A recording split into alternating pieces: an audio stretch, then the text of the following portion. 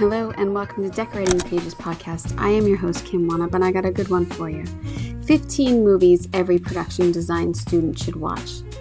I'm telling you, it's not like it's the things you should have watched and didn't, and the staples that everybody wants you to watch.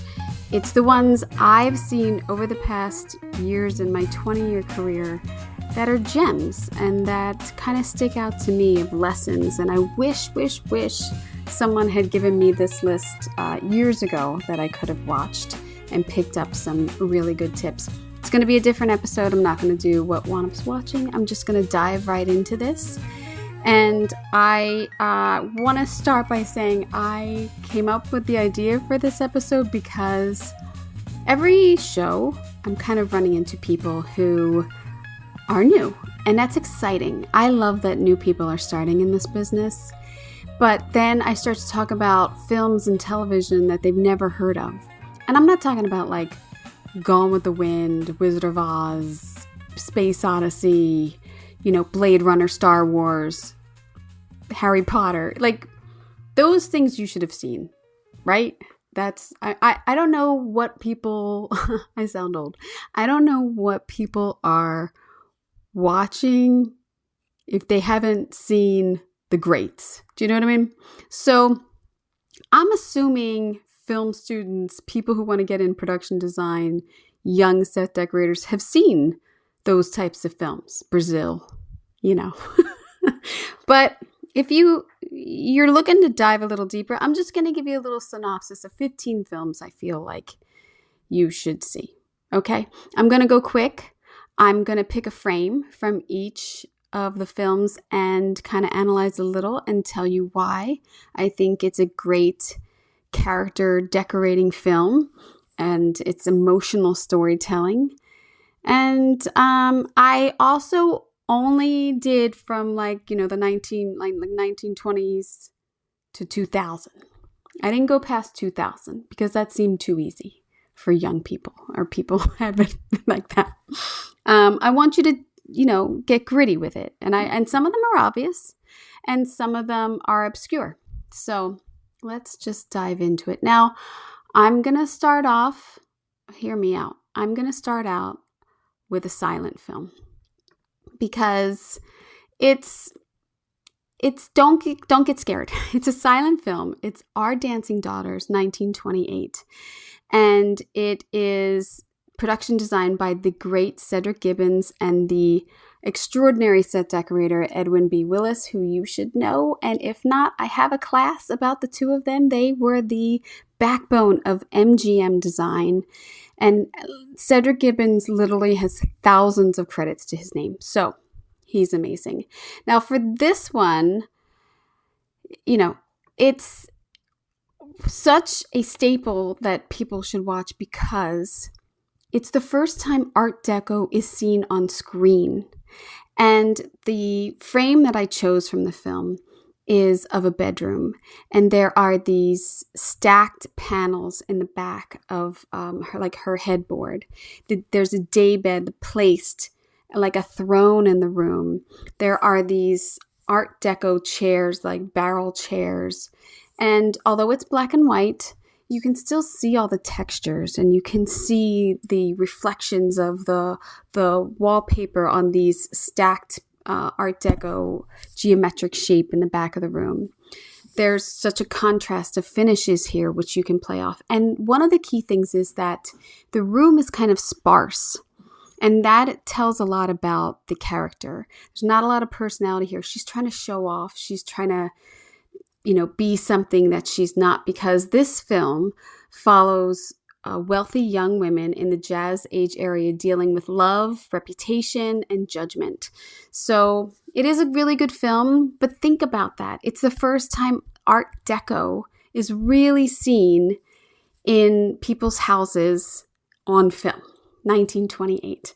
So if you like it, I'm going to suggest The Divorce, 1930, also Cedric Gibbons, and The Women, 1939, also Cedric Gibbons and Willis. So those three are a great little trifecta of silent era black and white film of production design and really great character influence back then to get the vernacular of those characters back then and see how real people lived. The women especially. It's very, very good. All right, let's go to number 2. Look at this. We're already on number 2. Great Expectations, 1947. Production designer is Wilfred Singleton and John Bryan, and directed by David Lean and decorated by Eric Blackmore. Now, there's a lot of versions of Great Expectations. I feel this is the best one I've seen. This black and white version is the only word you can use to describe this is haunting. It's based on the Charles Dickens novel about Pip, a poor orphan whose life changes after a frightening encounter with an escaped convict and a visit to the decaying home of Miss Havisham. Now, if you're studying production design, especially if you're younger, you're used to a very literal contemporary realism. And this film reminds you as a designer that it's not always about exact realism. Sometimes it's about emotional realism and the mood and the psychological space. And this film does this beautifully. So the scene that I captured here is Miss Havisham's world. It's the dining room. I mean, if you've seen this, you know. The dining room, that decayed, that bridal environment. She was supposed to get married. She's jilted, and the setting is still there after years and years and years. And you see the cobwebs, and the whole room is ready for a party that never happened. It's heartbreaking. The ruin has become her identity. And the space, the decoration, the design is conveying this.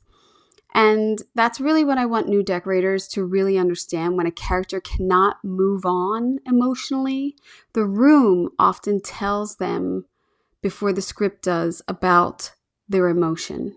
So think about that sometimes when you're decorating a set or just a specific scene.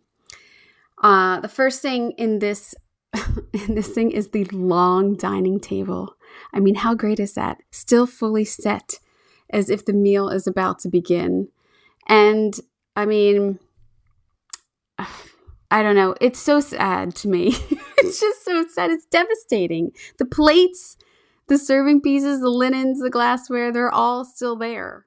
It's so sad. The chairs standing there that have these great cut out, they're wood, and so they stand there as like witnesses to her pain, and the drapery still hanging there all heavy and exhausted.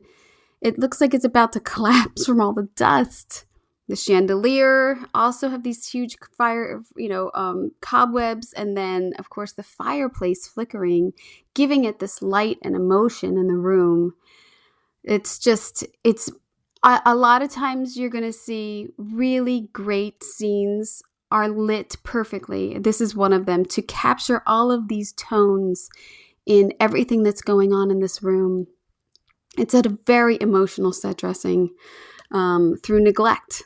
So it's a great example of how to decorate emotion and capture something. Other films that also can be watched to get these emotions is Rebecca, 1940, and Jane Eyre, 1943. So yeah, I love that version. I just think the Great Expectations of 1947, it's a must watch. Please watch it. It's so good. Now let's move on. Number 3 is Daddy Longlegs. Now, I never knew this movie existed. I had put together a production design film study with my friends, and we watched films that had been nominated at a specific years for Academy Awards and then judged them.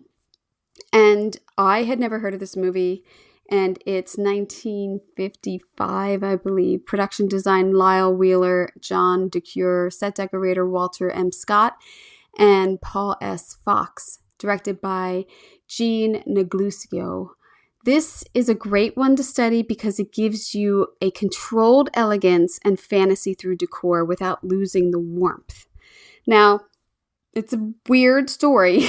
It's kind of a weird story. Fred Astaire, older dude, is a wealthy American businessman in France who secretly sponsors and educates a young orphan girl. And as she grows up and heads into college, he keeps her identity hidden while falling for her. Now, it's weird. Her story of being in this orphanage, which is the orphanage has this huge tree in the middle of this back courtyard. It's a great set. Then she goes to college and the dorm rooms are these pristine white like she's never seen. And then she goes to, I think it's New York he's in. And he's got this great mid-century modern office. And then there's these dance fantasy sequences. And it's performative design. It's controlled, it's graphic, it's playful. And it's completely aware of the frame that the dancers have to use and that the colors are saturating these sets and letting the dancers be the focus. This color blocking of orange and pinks. So I chose a frame of a dance sequence, and then I put another frame in the bottom because I couldn't pick just one from this film because just to see the contrast of colors that they're using in this film. The contrast one is these blues and greens and this fake drapery that's kind of drawn. It's an amazing set to be seen. I love how artificial the set is. And I mean that as a compliment. The frame it's a perfect example of performance design. It's a big color field, minimal scenic elements, and just enough dressing to suggest a world without pinning it down literally. Like the windows like drawn behind them. And there's a couple chairs and tables for other people, dancers to be around. It's very American in Paris, which is what I would say is a great compliment to this. And not every great set has to feel lived in. I mean, some of them are just playful and aware of being accessible to what the action is in the room.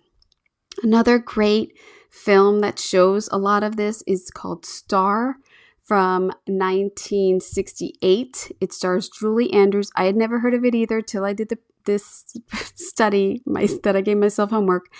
And what was it? It's like 158 sets are in that movie alone. And it takes her from vaudeville to, being a big star. And the set dressing and everything just evolves with her career. It's a really great film. I had it in here. I took it out. So, but it is because I had too many musicals. I figured like, oh no, I have too many musicals. People are going to be like, you're nuts. But yeah. So Daddy Longlegs. The story's a little iffy right now, but the sets are fantastic, I have to say. All right, let's move on to number 4. Who is Afraid of Virginia Woolf?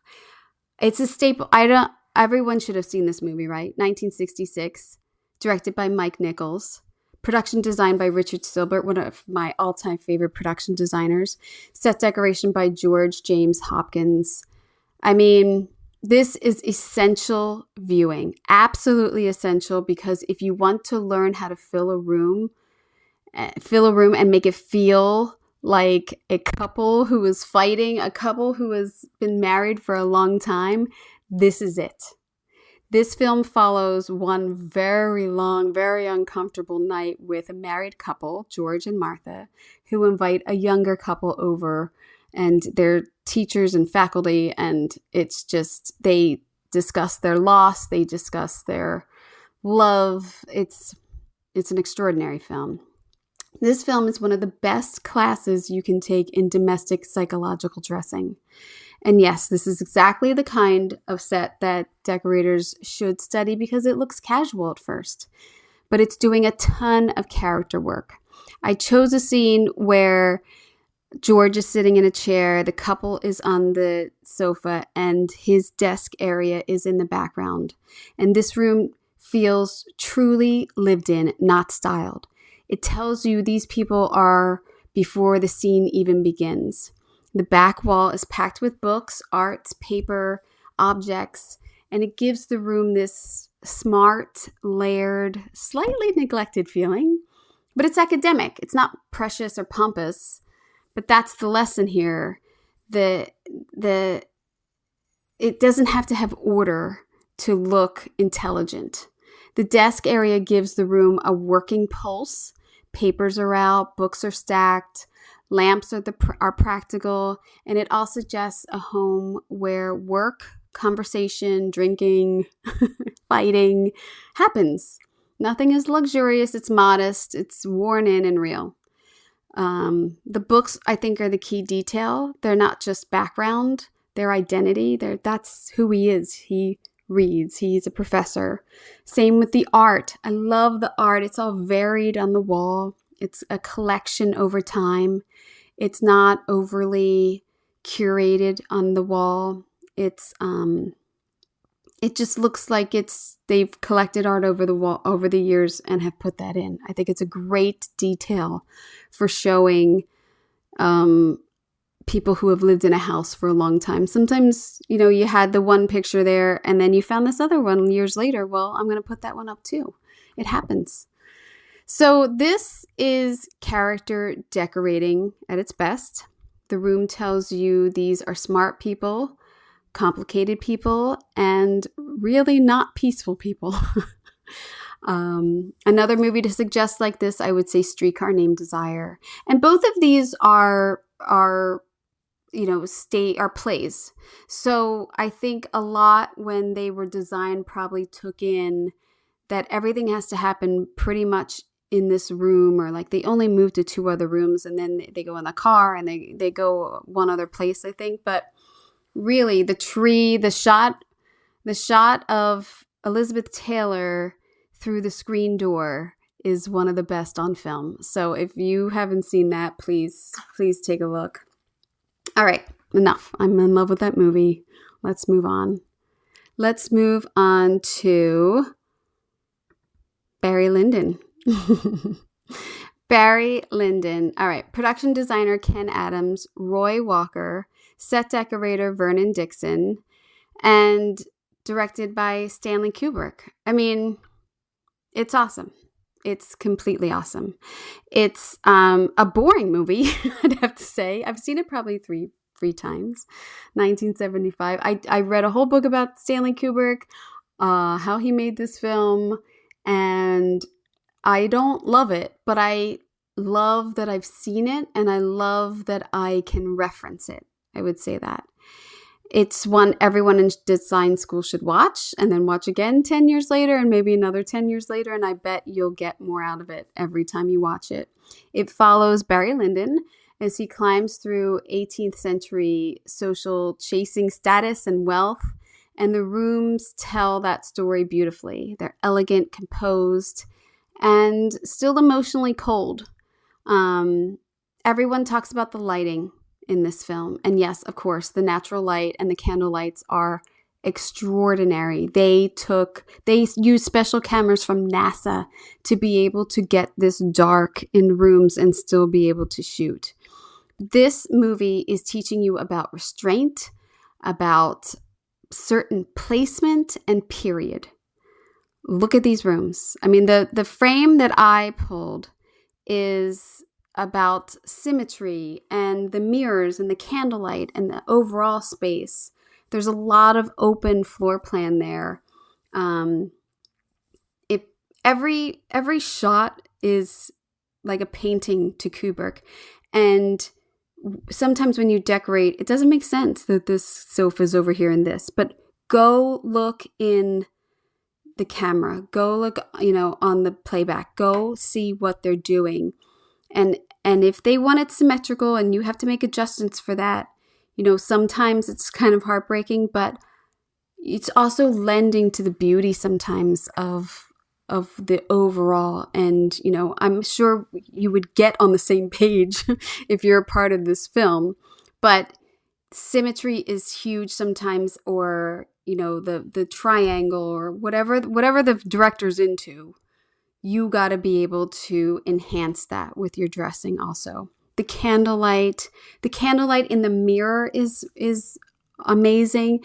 The floors have like a high polish on them, so it reflects the candlelight. I'm sure that's on purpose. And there's a lot of emptiness in the rooms back then. Sometimes the rooms were so big there wasn't enough furniture to put in them. And I love that this film carries with that. So you go to Versailles, some rooms are packed. Some rooms have like one sofa and two chairs. It's like these gorgeous ornate rooms, but didn't have a lot of furniture in them sometimes. So there's always that. I mean, that's all research in your period and what you're trying to accomplish and everything. So, get through that. I would say the restraint, when you have this much luxury, that would be the takeaway from this, is to be restrained. Sometimes pull back a little. Don't be so gaudy. Don't try to get it all in every frame. Let it come naturally throughout the story. It's such an important lesson for decorators, especially in period work. You do not need to throw everything from the warehouse, the antique warehouse, at one room. Sometimes the most powerful choice is fewer, better, and exact pieces. And that invokes the realism, and everything else is distraction. So careful when you do that. 2 films that I would suggest: Dangerous Liaisons, 1988, and The Age of Innocence, 1993. They both are, in this period, and just gorgeous, gorgeous films. So yeah, let's go to Rocky. Yes, I know, Rocky, 1976. I'm telling you, this is one to study. I'm telling you. I'm going to tell you why.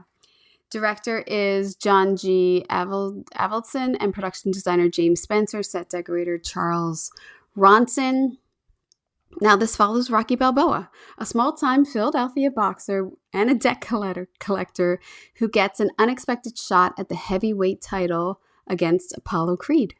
And it's a story about dignity and routine and struggle and somebody trying to prove themselves. And that has to come out in the dressing. Why a young production designer student should watch it is because it is gritty 70s filmmaking, like, Mean Streets and Dog Day Afternoon and all that. It's working class interiors. It shows Philadelphia, this city with such character, and the spaces feel worn and realistic. And it was. I mean, they kind of went through the streets and filmed Philly. So it's a great study in the vernacular of a time and a city.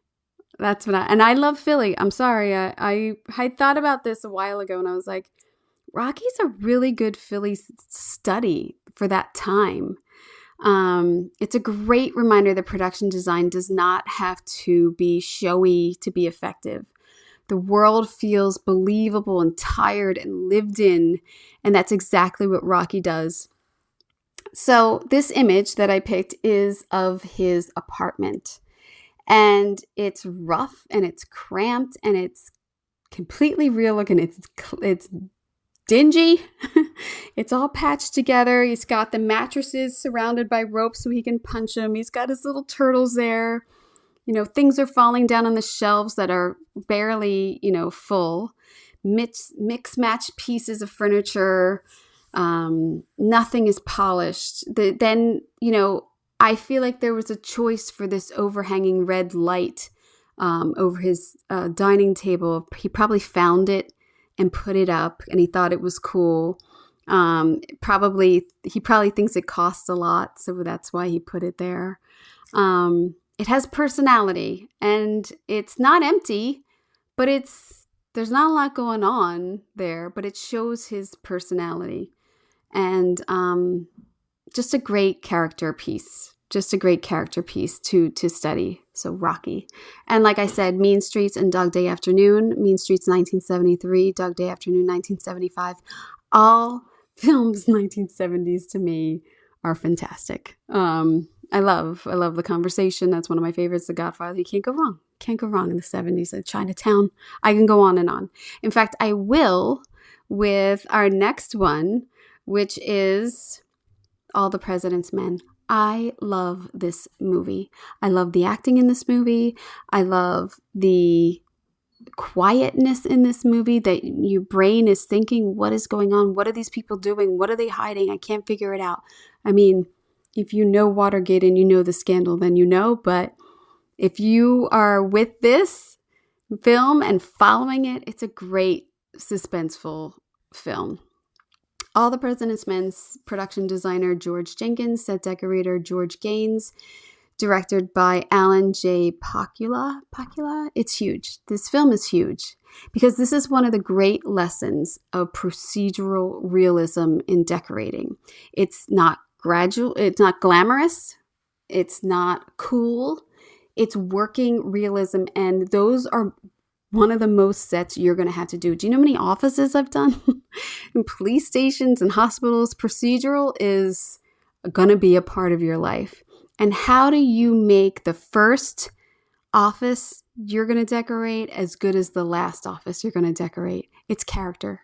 It's all character. So I did pick two shots for this film. But one's the big bullpen of the Washington Post, and the other is a close-up. So if you don't know, this story follows Woodward and Bernstein investigating Watergate. And the newsroom that they're in, this set that I chose, becomes part of the story. The desks, the paperwork, the fluorescent office lighting, the repetition of it all. It's a great set because look at the density of this office environment. Look at how it's institutional, but yet there's still a lot of character. That's a great balance. And for young decorators listening, this is why you should never dismiss boring spaces. You can make it feel interesting. Boring can be interesting. And that's where storytelling happens. So this scene in particular, what I like here is that the office feels huge, but very personal at the same time. There's endless rows of desks, paper, phones. I miss phones. Files. These little details that show how tired people are when they're working. This is not decorative clutter. It's working clutter. The first thing that jumps out to me is, of course, is that ceiling grid. The fluorescent panels stretched on forever and ever. And that's real. That's not CGI.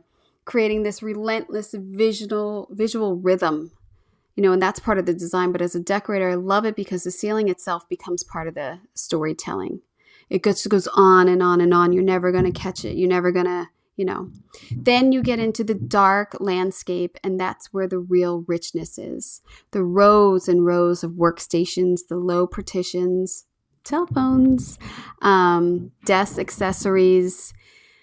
It's coffee cups, reference materials. It's all creating believable environment for this. Then on a closer look, which I have on the insert, I love how personal it can get. And people dress their spaces. People will put up a piece of art. A piece of art is pinned to the column. And it's just enough human imprint to remind you that people personalize their spaces, no matter how boring or, how busy they are. Even if it's their personalized coffee cup or their pen cup, something is going to be personalized at an office space. Nobody owns the space, but everyone is leaving a mark on it. So clutter tells a story. That would be a real thing here. And procedural office dressing, I just think this is one of the greatest examples of it. And there's the Post 2017, there is Spotlight 2015, and the Parallax View, I would say, is more stylized, but a great companion to this for institutional spaces, corporate unease. And if you haven't seen Parallax View, I lightened it. It's a very dark film. It's Warren Beatty. It's very good. It's very good. But Parallax View, 1974. Check that out too. All right, I'm gonna go back and make a little fun for number 8. Oh, there's Rocky. The Wiz. The Wiz. Yes. So I chose this specifically because of a production designer who gave me an assignment when I was very new to this world. She said, get a script that you haven't seen, that hasn't been made yet, and try to design the sets. Or take a film that you love and redesign it. And for me, The Wiz is a perfect example of redesign and rethinking a film. And obviously, The Wiz is set through, urban Black cultural lens. And it's not just the Wizard of Oz done again. It's filtered through this musical of a different culture. And it's great. It's a great way to rethink things. 1978, production design by Tony Walton and Philip Rosenberg, and set decorated by Edward Stewart and Robert Drumheller, directed by Sidney Lumet. And I love this one for students because it shows how powerful a reimagining can be. So it's not just let's remake this. It's a completely retelling of a story, and it takes the familiar narrative and filters it through a totally different culture. It's bold, it's graphic, it's energetic, it has scale, and it's theatrical, and it's just an invention. It's great. It scared the hell out of me when I was little and saw it, but if you're somebody who tends to play it safe, this is a good movie to try to shake you up, I think, because it really goes out of that comfort zone of the original Wizard of Oz. So the scene that I grabbed is when Dorothy goes in to meet the Scarecrow, and she's on the yellow brick road, and there is just clutter, like ruin and debris all around her. And then there's these sunflowers that are, bringing out these gold colors around all this wreckage. The set is essentially a destroyed space, stripped walls, exposed brick, broken, heaping piles of debris and dirt and everything.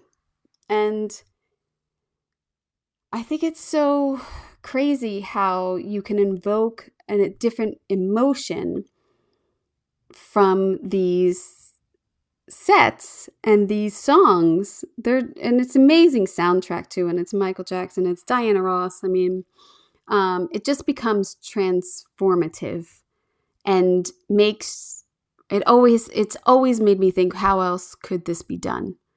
And that's why I think this set is so smart. It doesn't present the fantasy or clean it up and polish it. None of these sets are. Like when, she's down in the subway, it's terrifying. These like trash cans come to life, or the Wicked Witch is like sitting on top of like a trash heap in a trash compactor or something. It's crazy. It's a crazy film. So I love it for, those sunflowers. They're just this miracle little detail in there. They're wild and bright and organic. And it's almost impossible that they would be in that space, but yet they're growing. There's something alive in this space and giving her hope, and that's she meets the Scarecrow. So the palette is great when they get to the Emerald City, and it changes from green to red, and it's wonderful. If you haven't seen The Wiz, please check it out. Again, I think it's a little scary, but I love it. Other films that I think are a little scary is Time Bandits, which I think is like 1980 or 82. That scared me a lot, but there's a lot of imagery in that one. And The Adventures of Baron Munchausen from 1988. It's not urban, but it's a fantastically imagined theatrical world. And yeah. And I think, I think they both relate to The Wiz. So yeah. All right, let's get into some war movies, because I know that's what you were hoping for. So I'm not going to go for the obvious, but I'm going to go for Empire of the Sun. Number 9 is Empire of the Sun for me. Production designer Norman Reynolds and set decorator Harry Cordwell directed by Steven Spielberg in 1987. And this one is a study of displacement and the loss of normalcy in someone's world and the transition of normalcy to like craziness, wreckage, sadness, I guess. Set during World War II, if you don't know this. I love this film. I've been in love with Christian Bale since 1987. And John Malkovich is perfect in this. It follows a young British boy named Jim who is separated from his parents in Shanghai after the Japanese invasion. Forced to survive in a prison camp, he loses the comforts of his childhood and begins to understand war and survival and class. And that's important because good production design is not just about one good set. It's about the visual arc. We all know this. We have to follow the arc of the film. So how does this world feel in the beginning? How does it feel once innocence is lost? It's so sad. And how do objects change meaning under this pressure and turn into survival? And that's what we're tracking here when you watch this. This movie it's just great to study the contrast between the privilege and the collapse. And for decorators, that's a big lesson because the decor can take on such different meaning with the story shifts. So in this image, it's his parents are gone. He lived in a house alone for a while. He got picked up by the police and he gets taken to this camp. And John Malkovich is an asshole and kind of takes him under his wing, like, the kid can help me get this and he can make deals for me. And, so that people start bartering things because they could only take what they could hold. So this setup is, they're at a bed and the window, I believe, is part of like an airplane or something. It's a large circular window, beautifully bringing in light. And they're sitting in the bed and you can see in the open shelving pieces that people have brought with them. And so the bed that they're sitting on is great narratively because it's their sofa, it's their workspace, they're playing cards on it, it's their sleeping, it's their storage zone. So it's the center of their lives is they get a bed.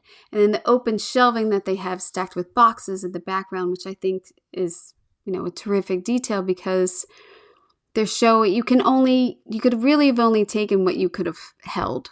It's like when you do space and you're like, what would the astronaut bring with them? Well, they only have a pack this big. They can only bring that. There's a beautiful folding screen to the right with floral decorative motif. And I know this is enhanced, but it's such a sad thing of what people hold on to that they think is important when you have to leave your house in 5 minutes. That round window is just fantastic in the composition of the scenes, and the palette is wonderful. Everything's dusty and it's neutral, and there's faded fabrics. They've been wearing this clothes a long time, and what did these people take with them? What did they repurpose? What would they still carry around as part of memories, and how do they protect their pieces?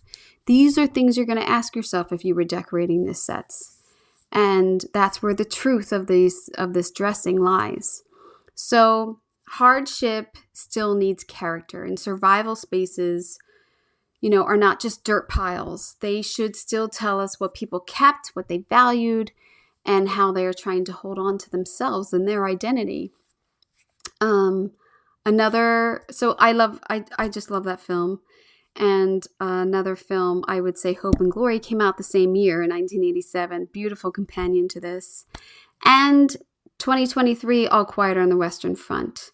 And even then in that film, there's an underground bunker of like all of this extra food and everything that soldiers have kept and taken from other places. You're showing what people start to really prioritize in their lives when you do war. I think I haven't done war, so I can only go off of the many films I've seen doing war. So yeah, Empire of the Sun, check that one out. That's a good one. All right, number 10. Throw it away, done. Who Framed Roger Rabbit? Yep. Who Framed Roger Rabbit? It should be a staple, right? Everyone should have seen it. Production designer Elliot Scott and set decorator Peter Howitt. It's Robert Zemeckis. It's 1988, and I love this film. This is one of the films that made me want to work in Hollywood. Absolutely. Set in the 1940s Hollywood, where humans and cartoon characters coexist, this film follows private detective Eddie Valiant as he gets pulled into a murder mystery involving a frantic and innocent Roger Rabbit.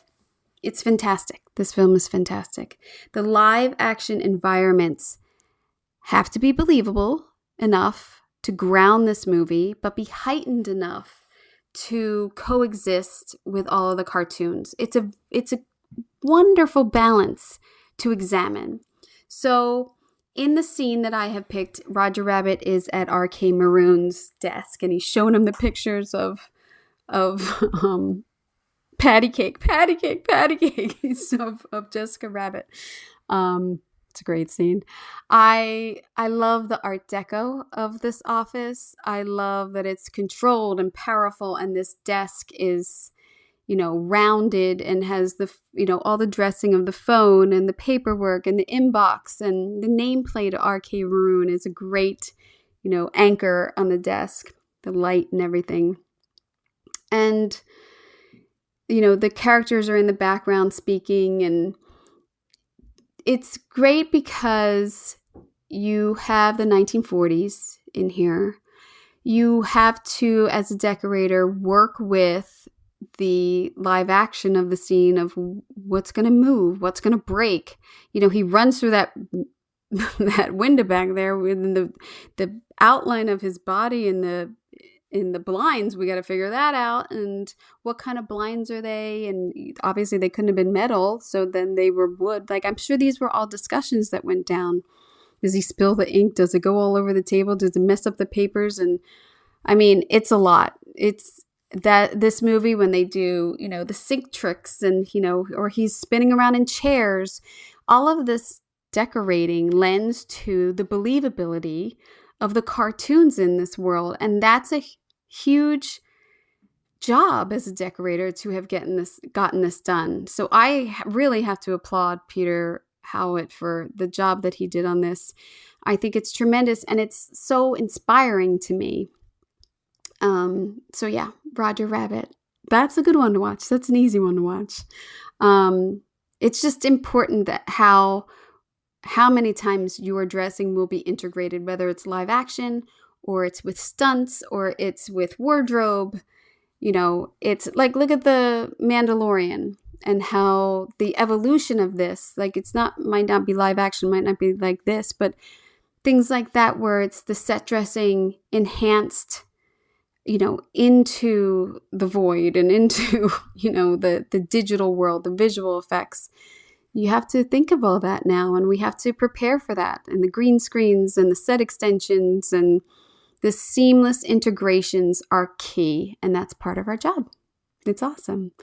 There's not a lot that could link with Roger Rabbit, to be very honest. Heightened production design, I was thinking of 1940s, the Hudsucker Proxy. And I think too, you want to go back a little bit to one of the originals of Star Wars, even, of it integrating, the droids, and I mean, they did a lot of that practically, but still, I don't know. Star Wars comes to mind right now. I don't know why. It actually could link to number 11, kind of, not really. But number 11 is one of my all-time favorite films, and I am really bummed when I hear that not as many people have seen it. So, Dick Tracy, production designer again, Richard Silver, my favorite, set decorator Rick Simpson, 1990, directed by Warren Beatty, based on the comic strip Dick Tracy. It follows the square-jawed detective from the comic books, and it's highly stylized, and it's gangsters, and it's a true classic crime tale. and it's exaggerated in color and danger and graphics. It's an amazing film to watch. They stuck with, trying to keep to the colors of the comic book, the red, green, purple, blue, yellow. Like that was it. That's what they had. And I just read Richard Silbert's somewhat autobiography, designing films. Oh God, is that the designing movies? I forget the name of it. But I wanted to study him because of Dick Tracy, and finding out that he really fought to not do these primary colors in the beginning and really kind of fought it. And they went into production with sets that were not painted this graphically at first. And then the DP and Warren and the producers had to come to him and say, like, it's not working. We really want to follow this aesthetic. We have to change it. And then he just really went for it and really did it. And they won the Oscar. It's Best Production Design for 1990. So it absolutely influenced me. I can't imagine seeing this film and it not, giving you some inspiration as a decorator or a designer. If you have seen it, go back and watch it, because the graphics and everything. It's also, I think, one of the last times that matte drawings were done as scenery. It's like just before, digital came in there and took over, or they just held tight to it in this, which makes sense for the film and the look for the comic strip and everything. The hardest thing I think here is that they just committed to it, and to commit to a visual language and carry it across the entire film. It's a great lesson. It's just a great lesson. And the set dressing supports the boldness at every single turn. And so the scene that I took was of the long conference room, and all of the gangsters are sitting there. It's a big, long, red, glossy table. It's the star of this scene. It's huge. It's almost absurdly, this is absurd, dominant in the space. It's way too wide, which is great. And it's just red. The whole room is red. So that the gangsters sitting there in their green and their blue and their black stand out, or they're kind of like absorbed into this red. It's amazing. This film is amazing. I don't know. I just love it. I love the stylization of everything. I was almost going to pick a scene of him at his desk, but it's really, when they shoot him, it's really just him in yellow and you see the desk. It's the overall of this film. It was hard to pick a good, screen for this, because everything has to play off of each other in it also, because the wardrobe and the set and the lighting all has to work together, because it's so bold that I thought, oh, it's iconic, him sitting at his desk, and I can talk about the dressing, and then there's hardly anything on his desk. There's just a phone, and there's a paperwork, and I don't even know if there's an inbox. And I think the light, I forget if there's light. It's like so minimal, but it works. It's just great. Just great. So when you have this type of stylization in a film and you're designing and decorating it, you need the discipline to be able to stick with it and not, it's kind of like period. You have to be able to not overdo it. So the graphic set dressing used as language throughout this film is really why I think it's a lesson. And Batman, 1989, Batman Returns, 1993. I think those films really also commit. I love Batman Returns. That's probably one of my favorites also made me want to, get into this. It's the fantasy world of this, and creating these worlds is just, it's one of the best parts of this job. It's amazing. So yeah. So let's get away from the fantasy aspect and get back into some realism dressing. And I picked 1994 Pulp Fiction, because Pulp Fiction, you may not think is a great design film, but it is. It in the 90s and the independent films and the realism that came out of those films is a real lesson. So 1994, directed by Quentin Tarantino, production designed by David Wasco, decorated by Sandy Reynolds Wasco.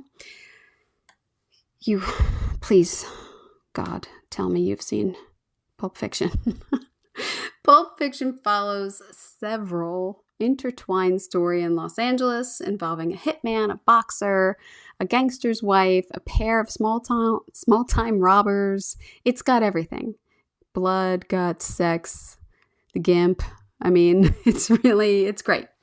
A young film production design student should watch Pulp Fiction because it's a great lesson in how design can feel specific and cool and character-driven without over-designing. And it captures real 1990s LA, I believe. Gritty, worn in, slightly cheap. But it all has personality. And think about it.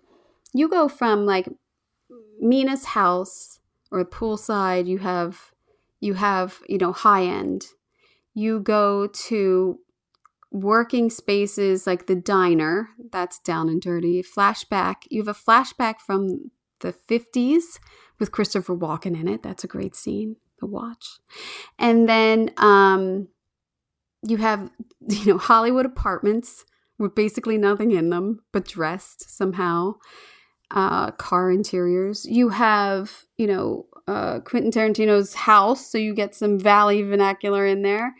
It's there's a lot of different looks. The drug dealer's house, which is what I chose because in thinking of it, I was like, this really shows a lot of LA houses. It's a Craftsman.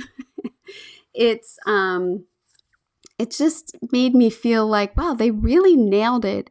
And I don't know if I would have known that if I didn't live here, but they really nailed it.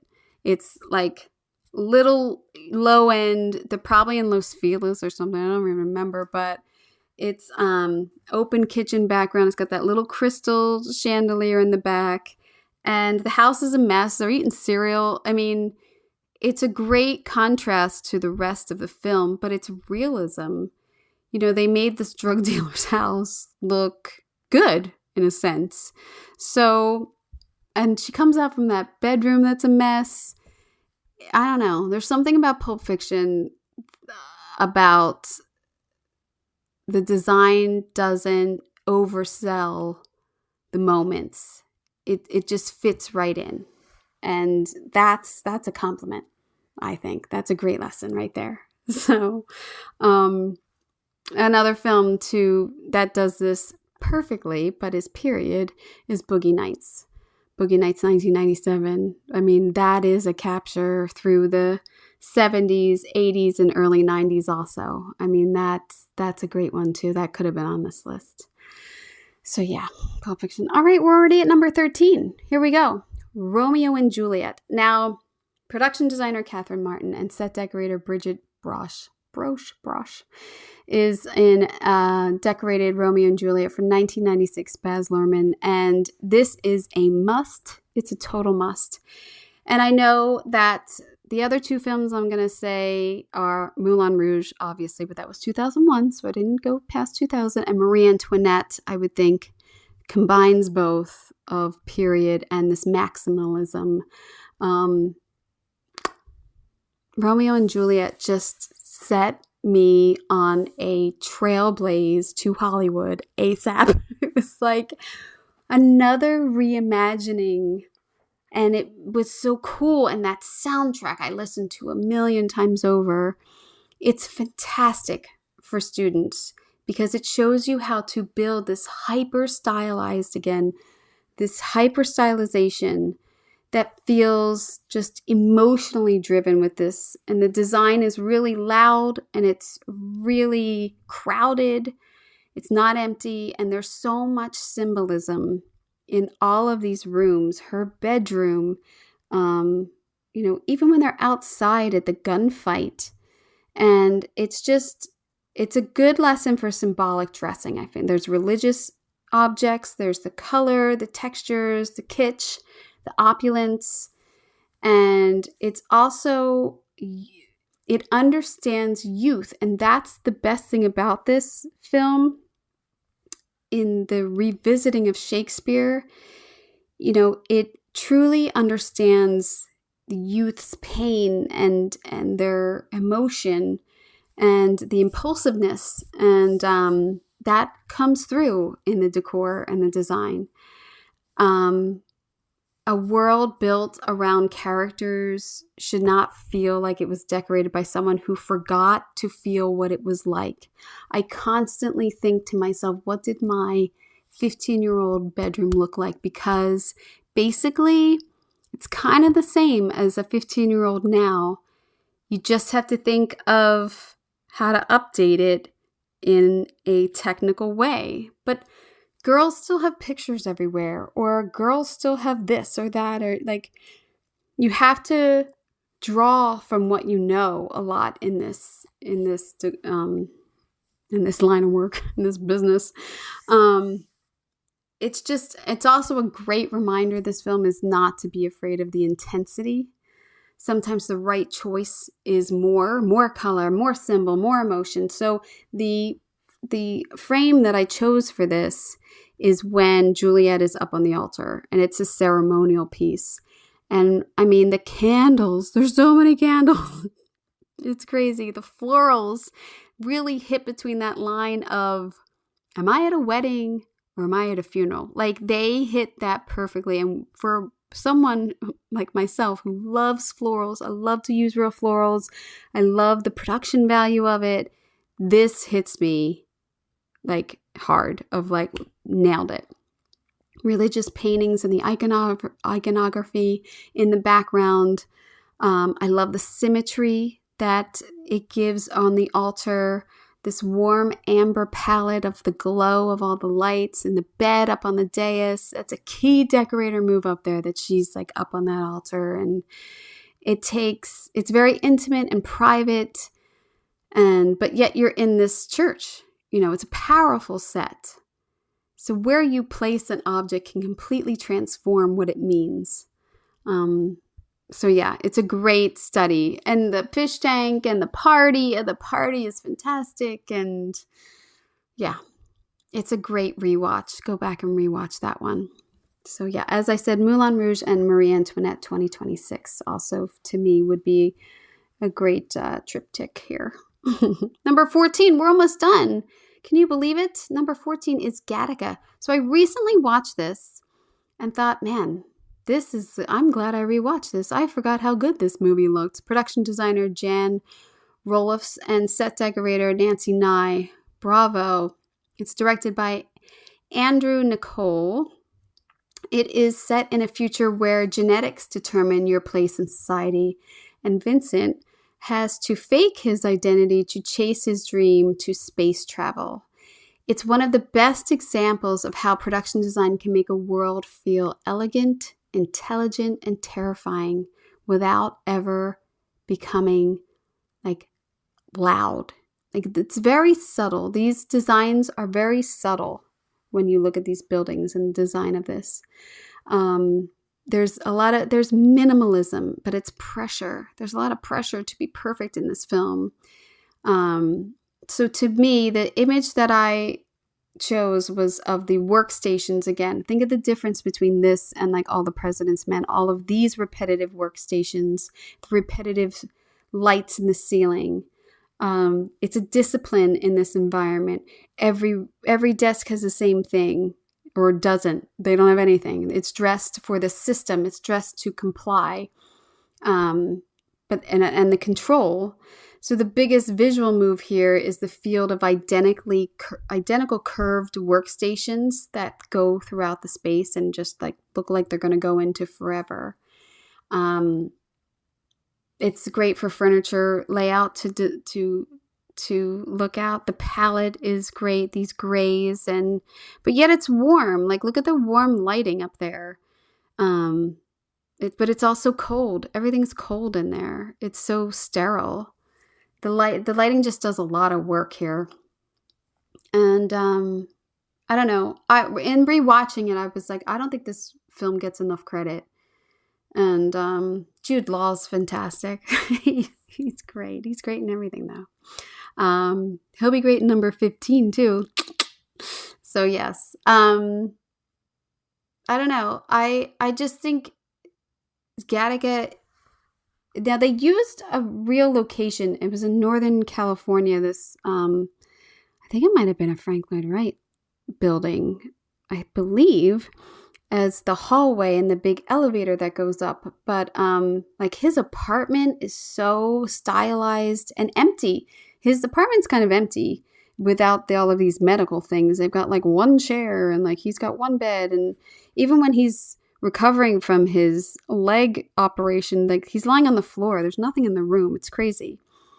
So, and they go to this nightclub that all of a sudden you get such like, oh, there's fabric, like there's joy in these people's lives. It's like, oh, they get some happiness. That's nice. So it's a good watch. Go watch it. Now, what I would pair with this is, I think it's 1928, I think, Metropolis. Go back and watch Metropolis. That is a staple. I hope everyone has seen that one too. And one, I know some people love it, and some people never heard of it, Joe versus the Volcano with Tom Hanks. I'm telling you, the repetitive officeness, now that is a completely different feeling of like not minimalism, but like sad work environment. It's a good one. It kind of fits with what's going on a little bit. So yeah. All right, let's get to number 15. I know you're dying here. I know you're dying to know. I mean, I was.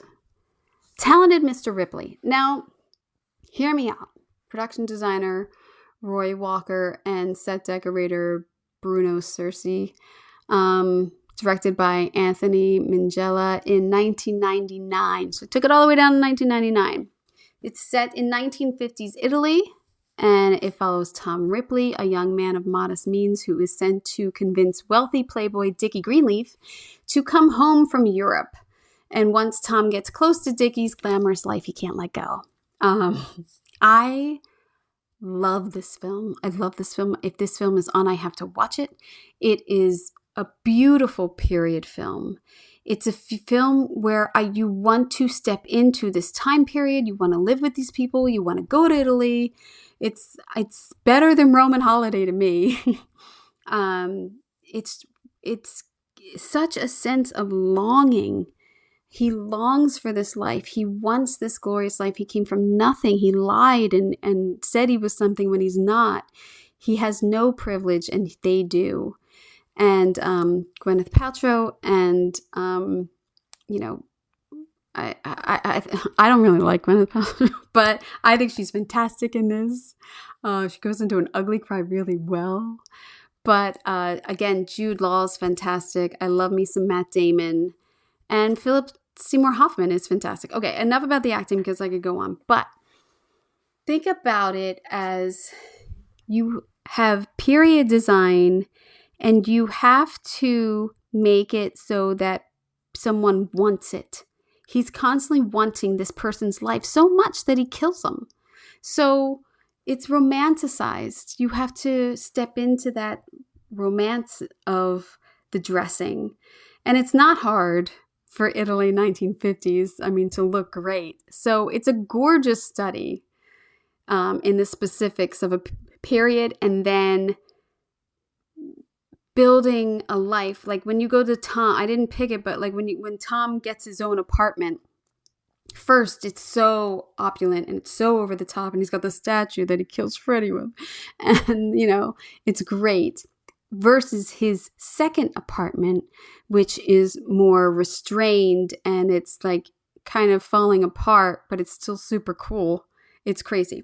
But the frame that I chose for this, which I actually had a hard time finding a frame for this because a lot of it is location or it's tight. It's actually very tight, and that goes to the filmmaking of it because you're constantly in his mind. But when Tom is at Dickie's house and Gwyneth comes in and it's like, oh, you want a martini or whatever. And they're writing the letter to Dickie's dad. That's the scene. So it's this stark white room and all of the, like, this classic elegance just steps out to me. It's not flashy. There's nothing over decorated here. It feels airy and comfortable, and we just have money and we have ice. Like, and not everybody has ice here. It's a very mix of furnishings, but you get to see period pieces like the typewriter and that, you know, a nice little like coffee setup. And I love the art choices. They're very regional, and I don't know, it culturally stands out to me, this room. There's a little bit of florals and greenery. And I just think overall the film is such a study of period and longing of when Tom is at Dickie's house, in this house, and he thinks that Dickie's not there, and he's like, he's dancing around in Dickie's clothes. And there's this great mirror that you see the reflection of Dickie watching Tom. That's set dressing. That's purposeful set dressing in that mirror, and he can hide behind it, but you see the reflection of Dickie. It's such a forecasting of what's coming. It's just great. It's just a psychological great dressing, I think. So yes, so I think not that Roman Holiday's psychological, but it's a great period study for that. So that's it. Those are 15 films I think that a decorator or a film student or anyone who's looking for a little deeper dive should get into. There's hundreds of films I could add. I've said it before. I have been going through the list of nominated films since the Academy Awards started, and I've worked my way, not chronologically, but I keep, adding to films on that list, and I love it. And I think to myself, oh, this one's probably not going to be too good. And then I'm like, what is this one? How did Bette Davis make another great movie? Like, that's what I keep thinking. Like, what is this? But I wanted to give you a list with some range and a little history, a little intensity, some musicals, and not just taking it for what it is, but really looking at it as a decorator. Don't just watch a movie, pause it. Look at that wallpaper. Look at what's on that tray. Look at the corners and the tabletops and what's on the shelves. Like, that's how you're going to learn. And sometimes I pause films and I'm like, that's a bunch of shit over there, but it looks right. And I think, like, when I'm decorating something, everything has to have a meaning, everything. And I'm like, sometimes I pause a movie, I'm like, that looks perfect, but it has no meaning. There's no meaning to that, but it's curated in such a way, it looks perfect. So, these are tricks too that you would learn. You don't want to ask all the time, is it pretty? Is it right? Ask, what does this room say about the person? What is this set is practical in psychology? Like, what's the social tension here? What is the decoration telling me? What is the design controlling in this character's life? What does the dialogue say? Am I interacting with special effects? I mean, these are all questions you're constantly asking yourself. When you're young, you notice style. When you've worked a little bit longer, you notice control. And when you've had some heartbreak in your life, maybe you notice characters in a deeper way. Your life experience will help you decorate. And, experience. Doing it, repetitiveness, putting in your hours. Yeah. So that's it. That's the episode today. I would genuinely love to know what other movies you think should be on this list. What is one or two films that have taught you about decor and what you really focus on in character and storytelling? What details have stayed with you in a movie you've long forgotten, but you remember that one detail? Send me a message, leave a comment, tag me on Instagram. I want to hear, because I get excited about anybody focusing in on set decorating.